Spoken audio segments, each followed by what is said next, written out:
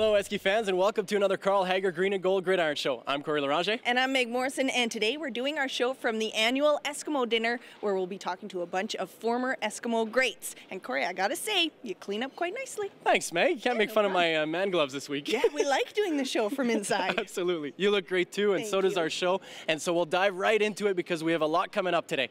Our POV segment we've been bringing to you all year long, and we've been giving you a chance to be in practice with some of the players. Unfortunately, our camera has taken a bit of a beating, so this week we decided to give it a break and bring it to cheer team practice instead. Here it is.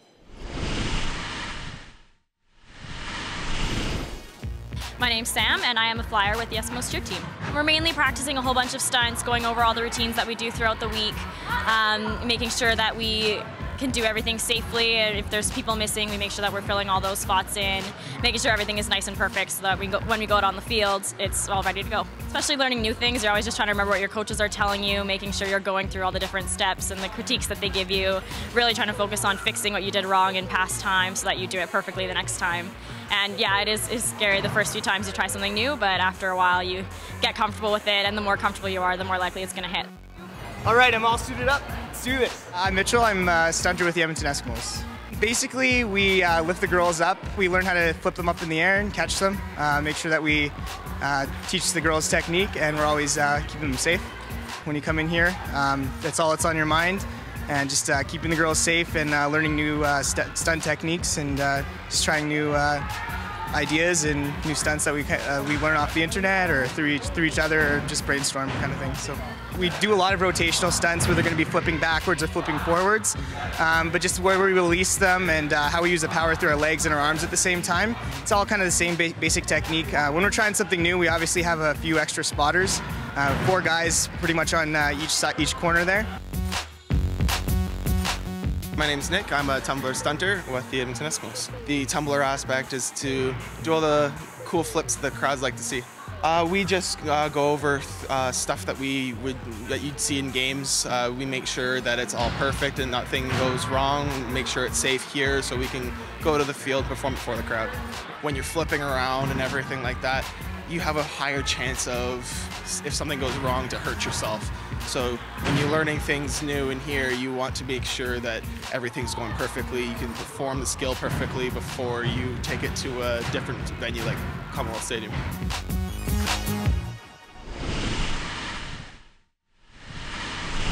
I don't think I know any guy that I would trust to throw me up in the air and catch me, especially if it was Corey on the receiving end. But one man that our city has trusted for many, many years is the former mayor of Edmonton, and he's also, more importantly in this situation, former Edmonton defensive back, Mr. Bill Smith. Thank you so much for being here. And I first just want to touch on kind of the honor of being born and raised in Edmonton, being the mayor, and being Eskimo alumni.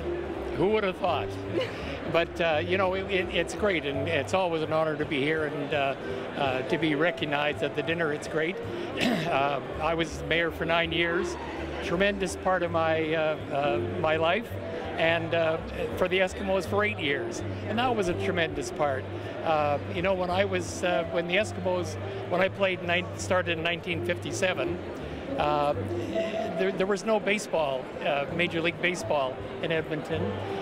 There was only Montreal and Toronto hockey teams, so the CFL was big in those days. So I was in it at a good time. Not that it isn't today, but at that time, all the players were certainly recognized. And back then, we had the first high-speed rail to Calgary. We used to take the Dayliner on the train, but it wasn't high speed. That is an awesome story, and I think you might be the best person to ask this. Why is it that so many ex-Eskimos end up in government? You have Getty, Lougheed, yourself, Kwong. What's the tie-in? Well, there's no tie-in, but it's never happened in history, in the NFL, anywhere in sports, where, and Peter Lougheed, of course, played for the very first Edmonton Eskimos.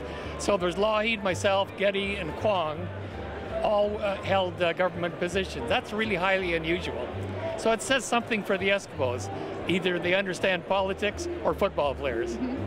That's really neat. Now, I have a bit of trivia for you. Which one of your former teammates has a granddaughter who is on the Eskimo Cheer Team? Do you know what that is? Now I'm embarrassed, I don't. Okay, well, I didn't expect you to. It's actually Rolling's granddaughter is on the cheer team, and we're going to talk to her next in Cheers.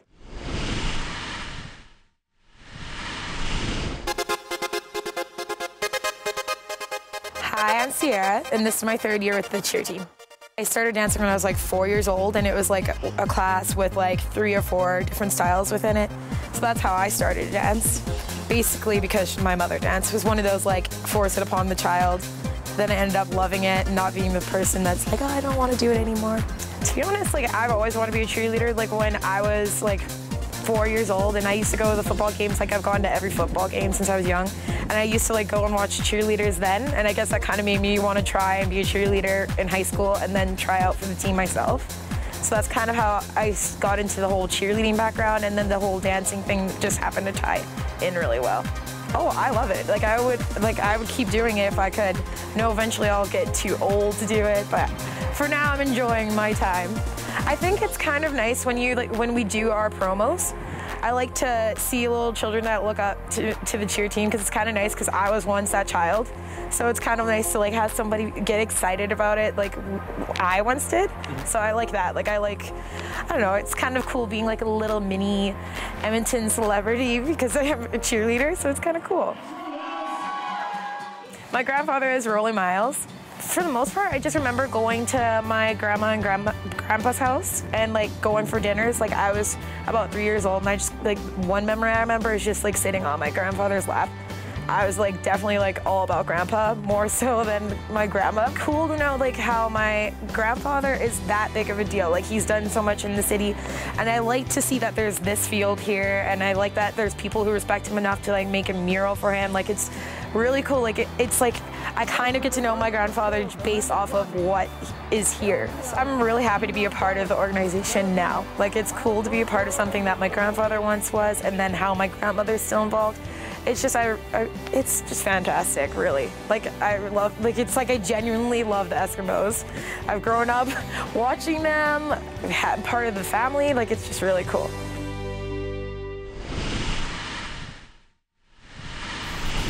The Karl Hager Green and Gold Gridiron Show will be back after this. Welcome back to the Karl Hager Green and Gold Gridiron Show. Just from seeing his face, you will recognize, seeing the smile, I should say. Everyone recognizes the smile. Henry Gizmo Williams, number 2 for your Edmonton Eskimos. And thanks so much for taking a few minutes to chat with us. Maybe take us through your new responsibilities with the team, because you're kind of back a little bit with the Eskimos. I'm just out there being the clown guy, you know. Kay's brought me out there. I work a little bit with some of the punt return guys, but most of the time I just like being out there with the guys, having a great time, and I'm glad he gave me the opportunity because it brings back a lot of memories, you know, just being off and on the football field. And people ask me, some of the young guys I'd ask me, they said, Giz, what you miss more about playing football? I said, this right here, being around you guys, and I think that's something that I'm trying to bring back to the guys, some a little bit of excitement. Not only going to the stadium, but even being part of some of these events, I imagine, brings back a lot of memories, and you see a lot of old friends, right? God, I mean, yeah. What are some of the things that come back when you participate in these events? Some of the things that we used to do to the guys on the road trip, or some of the things that happened in the locker room. Is that clean for TV or what? It's clean for TV. It's clean for TV. And sometimes, you know, just to see some of the guys and see how they're doing, because you're always thinking, how's this guy doing and how's the next guy doing? And then you get a chance to see some of the guys. It brings back, you know, good friendship, and probably catch up with some of the guys and get their phone numbers again and talk to them and see how everything's been going, you know, through their life. I mean, I always really like reminiscing on some of these great moments that you guys had. You had some great teams that you played on. Right. Do you have a favorite moment as an Eskimo that comes to mind? Not so many. I got a lot of favorite moments. One of the greatest moments that I like was I was able to run a touchdown back in 1987 and do it again in 1996, 10 years later. So that was one of my greatest moments, to do it again. To be so old to do it again, so I thought that was one of my greatest moments. Gizmo, thanks so much for taking a moment to chat with us. Really appreciate it, and enjoy the night. Thank you very much. Really appreciate it. And on the Karl Hager Green and Gold Gridiron Show, we've had Burke Dales be kind of our third co-host for the season. Unfortunately, he got injured and hasn't been playing the last few weeks, but we got a chance to catch up with him this week at the Karl Hager Lemon Brace to see how he's doing. Hi, I'm Burke Dales. Today on Out of Bounds, we're going into Karl Hager, who's going to put me together a customized orthotic so I can play football again. All right, so it's 4.5 weeks ago it happened? Yeah, roughly. So Okay. I guess it would have been, technically it would have been 4 weeks yesterday. Okay. I think. I was moving around after a bad snap with the football. Two different players from the opposing team, the Calgary Stampeders, both stepped on my foot. I was tackled down by 4 players. I kind of got pulled and tugged, and my foot essentially stayed on the turf. And then re-aggravated it on the following punt, and then on my final punt, I just felt something snap. I actually thought that the sole of my shoe had snapped in the middle and was sticking up into my foot. And then when I had stepped down onto the foot, it felt like I was actually stepping on a golf ball. Yeah, so I guess there was a couple of small fractures and then some torn ligaments. Basically what we're doing for Burke now, he's transitioning from a cast boot that he's had on for the past few weeks to protect the foot. So now we're looking at getting him back onto the playing field again. To do that, we're going to use an orthotic inside of his shoe to slow down some of the motion of his foot. So the type of injury he had in his midfoot, there's a lot of stress that goes through there with kicking, and that's what he's planting on. So we're basically just putting something in that's going to keep his foot or his arch from collapsing and slow down some rotation in his foot to protect it as it's still healing. I never did. They just put one in recently, but I was pretty much playing on that for the last couple of years. Okay. But I know much comfort in there. No. Basically, we're looking at what he's doing and what he's using it for, taking a look at some of his footwear as well, and we know the type of injury and what to expect from that too. So with the orthotic, again, it's just trying to prevent that midfoot from collapsing. We've chosen to go with a slightly softer material as well, just something that's going to be comfortable in the cleats. We already have a very stiff shoe that provides a lot of support, so don't want to slide something in that's going to be uncomfortable for him as well. You know, we want him to feel the support, but not affect his ability to kick as well. Would have got a pedicure if I knew you guys were doing some close-ups.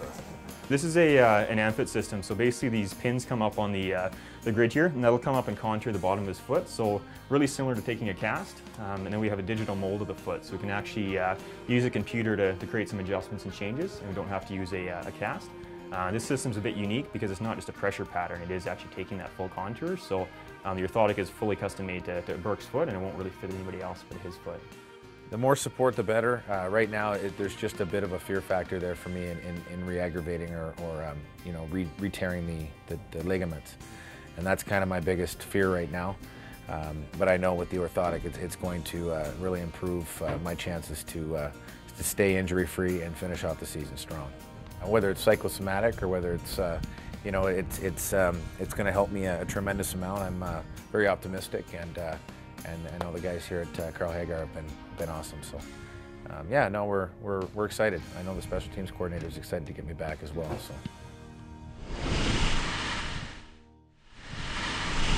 Good to know that Burke is getting close to a full recovery, and make sure you tune in next week when he attempts to make his own orthotic. Now our next guest is also a kicker, and he's the Eskimo all-time points leader, Sean Flemming. Is that the record that you're most proud of?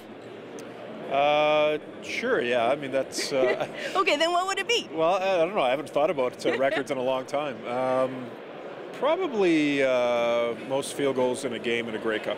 If I still have that, I'm not sure. I'm probably tied with that. But yeah, I mean, there's a number of records. But I mean, most points scored. It's longevity. That's really what it means. You know, I played 16 seasons with the Eskimos, so eventually records would fall. But yeah, certainly that's one of them. You almost seem like you're not impressed over that, but 16 seasons is very impressive. Yeah, that's probably something I'm more proud of than individual points and things like that. But yeah, it was a great career I had with the Eskimos, and I'm proud that I stuck with one team in the CFL, and you know, Edmonton's home now, so it's played a big part of my life. Now your focus is kind of strayed from football, and now you're heavily involved in triathlons. Can you talk a little bit about that? Yeah, it's something I always thought about during my career on what I would do afterwards as far as athletics and challenging myself on an athletic level. And triathlons are what I would consider very similar to kicking. In some ways it's a solitary sport. You know, you really compete against yourself, and kicking, same thing. It's just you out there, and it is an individual position in a team game. And yes, something I enjoyed quite a bit. What do you excel at? Is it the biking, swimming, or the running? Well, definitely not the running, but I enjoy the swimming and the biking probably more so.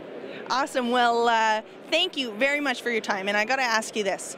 Have you ever had your own segment on a TV show? I know you hold a lot of records, but have you ever had your own segment? Never have, no. Okay, well, Burke Dales does. And right now, he's running around here like a chicken with his head cut off, looking for his next guest on today's Coffin Corner. Let's see who he found. Ladies and gentlemen, please. You're back in the Coffin Corner with Burke Dales and an absolute legend, Ed Hervey. Ed, we're going to ask some questions, football related and off the field. Yep. We want to see the man, the myth, the legend behind the scenes. Okay. So your most memorable moment as an Edmonton Eskimo and why? Winning the 2003 Grey Cup, because it was my first championship won as a pro, and because we had a gentleman in the locker room by the name of Leo Groenwagen who played another year just to win that. That, to me, I'll never forget, and it was one of the most memorable moments that I've had as an Eskimo. Very heartfelt answer. Okay, if you were not a professional football player and you could choose any other profession in the world, what would it be and why? Actually, I would have been a track athlete. I would have been a sprinter. I think I would have won a gold medal as a 200-meter runner.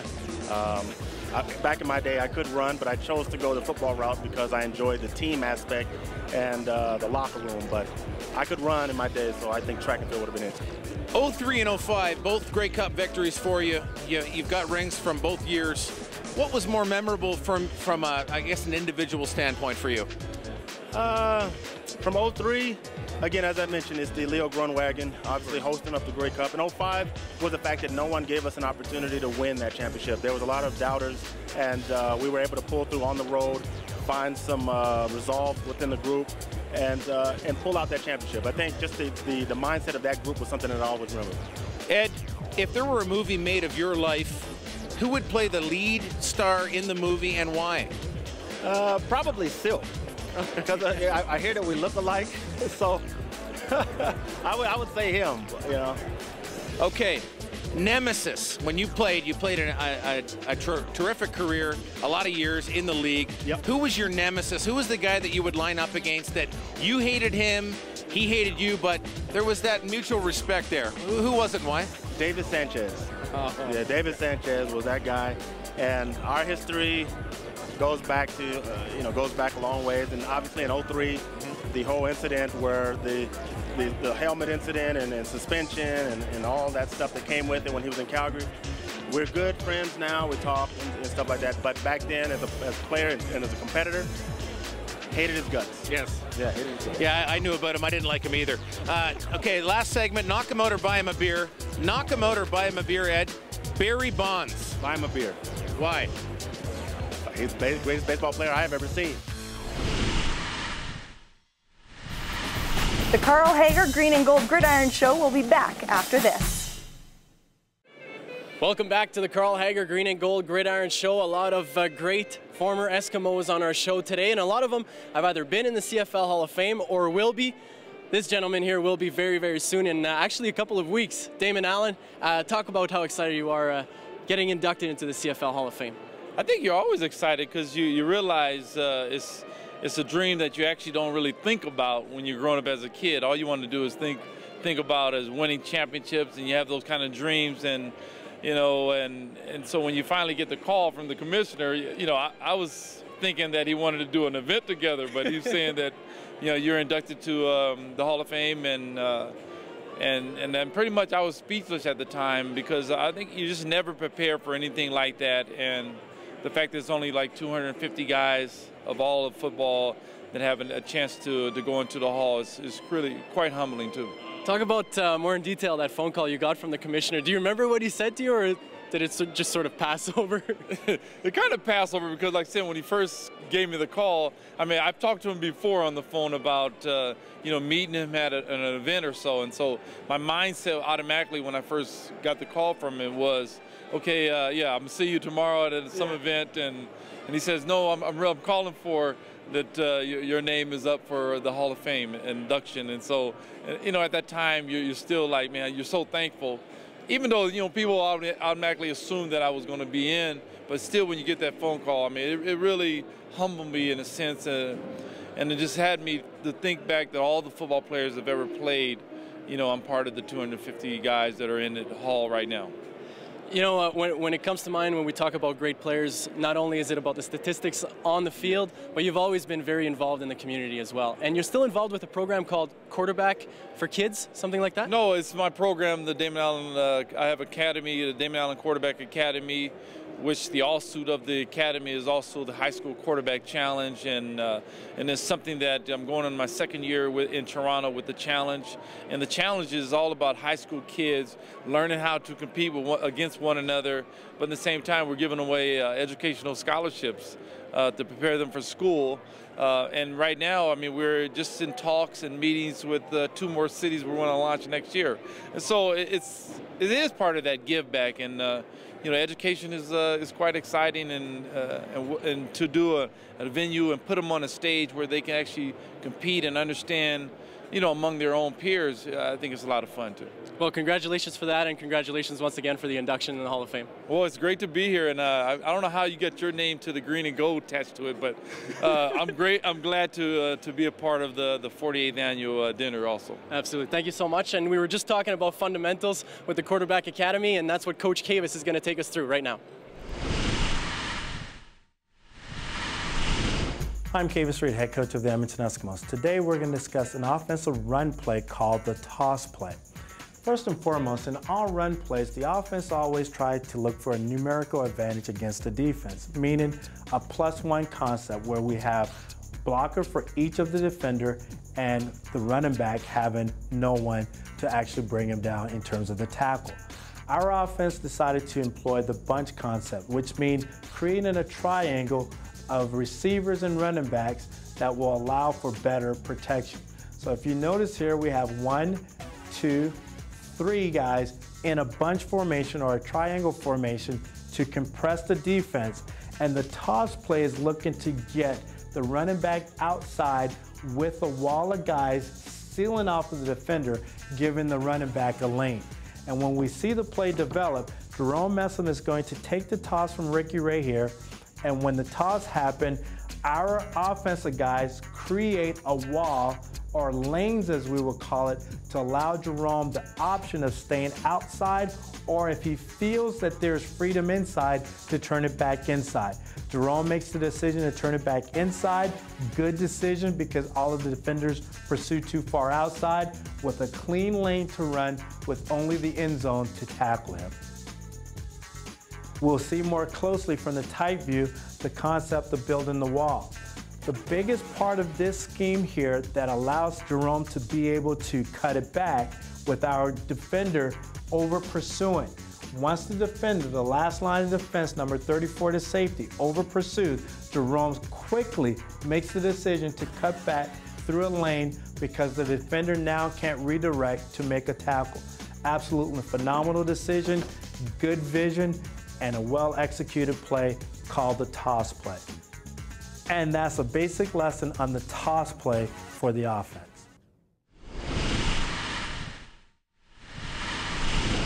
There are many former Eskimo greats that are household names across our nation. However, there are very few CFLers that are household names in both Canada and the United States, and we're very lucky and privileged to be joined by a CFL Hall of Famer and an NFL Hall of Famer, Mr. Warren Moon. I know that you're broadcasting now for the Seahawks. Yes. What's it like to be back in the middle of all the green and gold? I love coming back here. You know, this is a very special place to me. It was a place where my career started. I had some of the best years of my life in my career playing here, playing with these 6 years with these guys up here, the relationships that we were able to bond together with, the success that we had on the football field, and then just to be able to sit back and reflect on all those days after your playing days are over. You really didn't understand what you were doing and how special it was, that, what you were involved in, but now that you've been away from the game, you see that it was a very special time, and nobody's done it since. Yeah, you bet. And it's the 100th Grey Cup celebration. And because of that, the Eskimos are celebrating all of their wins here at this dinner tonight. Can you talk about that 5-in-a-row team? Just a great football team, a very close team on and off the field. You know, we did a lot of things together as a team, barbecues, dinners, things like that. Our wives and kids were all very close with one another. So that bond that we had, we took it not only off the field, but we took that on the field with us. And we just had a very great communication amongst one another. When it got a tough time in a football game, we just had a look that we could look at each other and know it was time to turn it up a notch. And we had a way of pulling out big football games. So what was great about the whole streak is that everywhere you went, you knew that everybody wanted to knock you off because you were the #1 team, and that's what I thought was so impressive about our football team. We rose to the occasion wherever we went, whatever city we went to. The crowd would be going crazy, the team would be fired up, but we somehow found a way to pull out those games.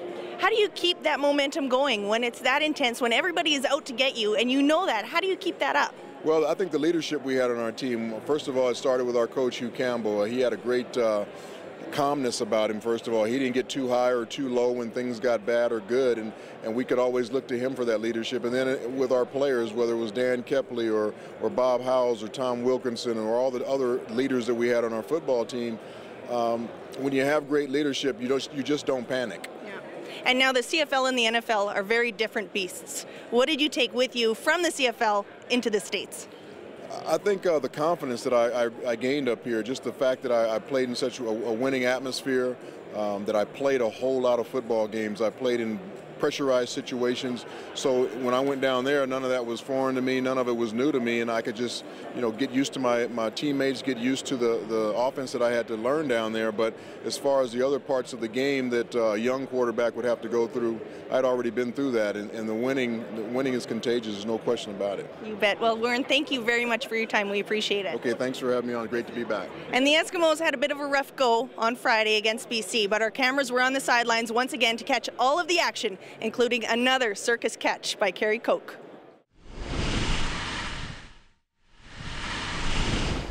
You are champions. You want to be champions. You want to prove that you're champions. That's what motivates you. When criticism came, you said, I don't hear you. I'm a champion. When adversity struck, you said, move. I'm a champion. When people tried to divide you, you said, I will not be conquered because I'm a champion. We're not talking about the playoffs. We're not talking about hosting a Western final. We're not talking about anything except the heart of the champion. That's all we're going to talk about. And that's what we're about. Focus tonight, guys. Focus tonight. And just execute like the champions you are. Let's go play football. Eskimo Nation, baby. It's game day. Friday night, baby. Friday night, baby. What time is it? What time is it? What time is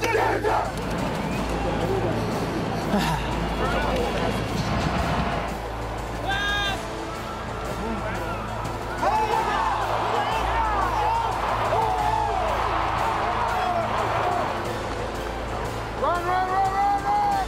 Run outside! Hold on! Hold on! Yeah, wow! 33, Hervey.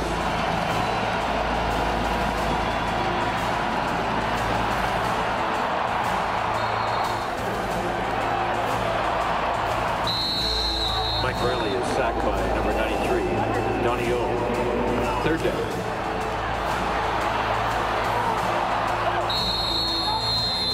That's what I do, man. Thanksgiving Day.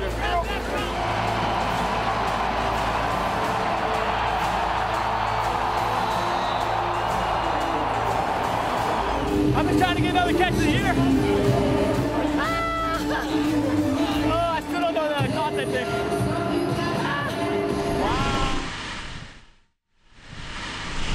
That does it for another episode on the Karl Hager Green and Gold Gridiron Show. Good job, Meg. Good job, buddy. Yeah, that was a fun episode. And tune in next week, Wednesday night, as always, 7 p.m. on Shaw TV Channel 10, or check us out online, esks.com or shawtv.ca. And make sure to visit all of our social media pages, Instagram, Facebook, YouTube, and Twitter at The Gridiron Show. Now, if last week's game was big, this week's game is even bigger as the Eskimos head to La Belle Province to hunt down some Alouettes. It's an early game, too, this Sunday at 11 a.m. 4 French words from Meg in this week's episode, if anyone's counting. Yeah, that was nice. Make sure to tune in for all the action on the Voice of the Eskimos 6:30 Ched, or check your Shaw HD listings. We should dress like this next week. Oh no, I've got something better. The Karl Hager Green and Gold Gridiron Show is brought to you by Karl Hager Limb and Brace, custom designed braces and foot orthotics manufactured in Edmonton.